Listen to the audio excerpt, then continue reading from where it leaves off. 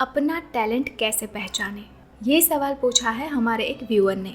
बहुत ही important question है।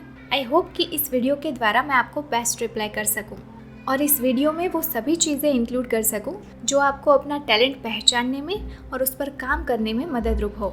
Hello जी, नमस्ते, मैं हूँ काजल और KTGT में आपका बहुत बहुत स्वागत है। Let's no together and grow together.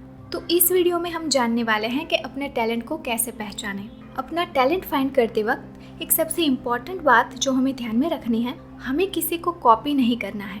ये बात और है कि किसी को कॉपी करना भी एक टैलेंट ही है, लेकिन लोग सिर्फ ओरिजिनल को ही याद रखते हैं। इसलिए बाहरी आवाज़ को इग्नोर करते हुए हमें अपनी आत्मा से पूछना है कि हमें क्या पसंद है, हम क्या यूनिक कर सकते हैं। हमें उस बेसिस पर अपना डिसीजन नहीं लेना है कि दूसरे लोग क्या कर रहे हैं, उन्हें किस चीज़ से खुशी मिलती है, उन्हें किस चीज़ में सक्सेस मिल रही है। क्योंकि ऐसा बिल्कुल भी ज़रूरी नहीं है कि जो आइडिया उनके लिए काम कर रहा है वो आपके लिए भी काम करे। इसलिए हमें अपनी ऑथेंटिक सेल्फ से कनेक्ट होना है और अपनी आत्मा की बात सुननी है, और फिर आप जो वर्क क्रिएट करोगे उसकी कोई कंपैरिजन नहीं होगी। देखिए, 3 तरह के लोग होते हैं।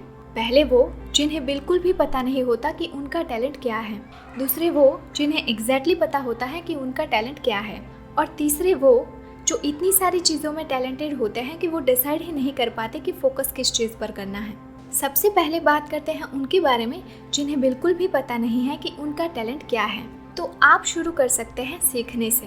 आई एम श्योर कि आपकी लाइफ में कोई ना कोई ऐसी चीज़ ज़रूर होगी जो आपको अच्छी लगती होगी, जैसे कि singing, dancing, acting, writing, teaching, designing, decorating, sports, calculations, talking about ideas, organizing, planning, story telling, helping people, etcetera.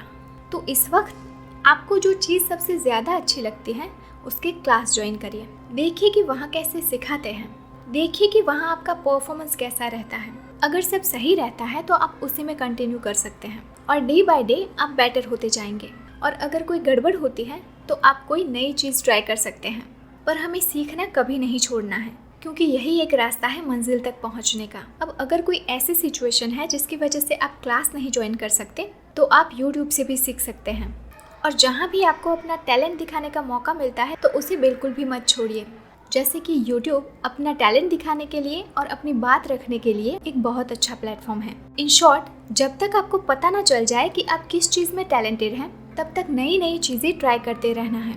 और जैसे ही आपको वो चीज़ मिल जाए जो करने में आप इतने मशगूल हो जाते हैं कि आपको टाइम का भी ध्यान नहीं रहता, तो फिर आप उसे अपना प्रोफेशन बना सकते हैं। अब बात करते हैं उनके बारे में जिन्हें एग्जैक्टली पता है कि उनका टैलेंट क्या है और वो उसी चीज़ पर काम कर रहे हैं।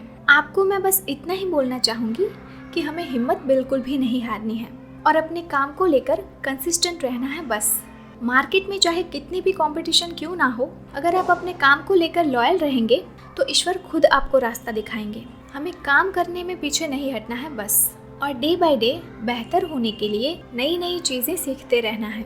अब बात करते हैं उनके बारे में जो बहुत सारी चीज़ों में टैलेंटेड हैं, यानी कि मल्टी टैलेंटेड हैं। पढ़ाई में भी अच्छे हैं, सिंगिंग भी कर लेते हैं, डांस भी अच्छा करते हैं, एक्टिंग भी अच्छी कर सकते हैं, अच्छा खासा लिख भी लेते हैं, बोलने में भी माहिर हैं, और ये सब चीज़ें करना उन्हें अच्छा भी लगता है। तो ये सिनेरियो सबसे ज़्यादा कॉम्प्लिकेटेड हो जाता है, क्योंकि हम इन सभी चीज़ों के बीच जगलिंग करते रहते हैं, लेकिन किसी एक चीज़ पर अपने फुल पोटेंशियल के साथ फोकस नहीं कर पाते। हमें आता तो सब है, लेकिन मास्टर किसी में भी नहीं कर पाते। अगर हॉबीज़ के पॉइंट ऑफ व्यू से देखें तो ठीक है, लेकिन अगर करियर पॉइंट ऑफ व्यू से देखें तो ये बहुत बहुत बहुत ज़रूरी है कि हम किसी एक या 2 चीज़ों पर ही अपने फुल पोटेंशियल के साथ काम करें।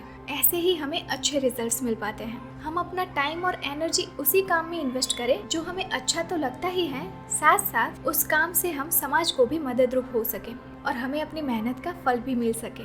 अब बात करते हैं कि हमें चूज़ कैसे करना है और लेट गो कैसे करना है। देखिए, कहीं ना कहीं हमें पता ही होता है कि हमें लाइफ से चाहिए क्या, बट कई रीज़न से हम डिसीज़न लेने में डिले कर देते हैं। कोई एक चीज़ चूज़ करने में हमें ये डर लगता है कि बाकी सारे ऑप्शंस लेट गो करने के बाद हमने जो चीज़ चूज़ की है वो वर्क नहीं करी तो क्या, हम उसमें सक्सेसफुल नहीं हो पाए तो क्या। और कई बार हमारा ईगो भी हमें बाकी ऑप्शंस को लेट गो करने से रोकता है।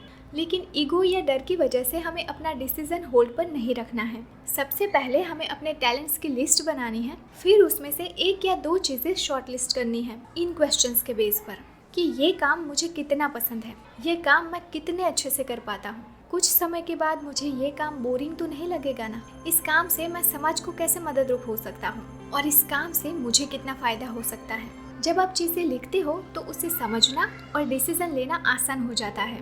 आई एम श्योर कि इस एक्टिविटी के बाद आपको अपना जवाब मिल जाएगा कि आपको अपने कौन से टैलेंट पर फोकस करना है और काम करना है और बाकी चीज़ों पर अपना टाइम और एनर्जी वेस्ट नहीं करनी है, बाकी चीज़ों से डिस्ट्रैक्ट नहीं होना है। और इतना सब करने के बाद भी अगर आप उस काम में सक्सेसफुल नहीं हुए तो यकीन मानिए कि उस वक्त आपके पास इतनी विजडम होगी कि आगे का रास्ता आपको अपने आप मिल जाएगा और किसी भी तरह से आपको अपनी मेहनत का फल मिलकर ही रहेगा। तो फैला अपने पर, तू हौसलों की उड़ान भर, रोक नहीं सकता है तुझको कोई डर, ख्वाहिशों के बोझ तले घुट-घुट के ना मर, याद रखे ये ज़माना तुझको, कोई ऐसा काम कर। तो इसी के साथ ये वीडियो यहीं पर ख़त्म करते हैं। अगर आपको ये वीडियो हेल्पफुल लगी हो तो इसे लाइक और शेयर ज़रूर कीजिए और ऐसे ही और वीडियोस देखने के लिए अभी इस चैनल को सब्सक्राइब कर लीजिए और बेल आइकन भी प्रेस कर दीजिए ताकि जब भी नई वीडियो आए तुरंत ही आपको नोटिफिकेशन मिल जाए। और अगर आप इस वीडियो के बारे में अपने कुछ विचार जाहिर करना चाहते हैं तो कॉमेंट सेक्शन में ज़रूर बताएं। तो चलिए मिलते हैं अगली वीडियो में, तब तक के लिए stay blessed, stay beautiful, bye bye, take care, love and light.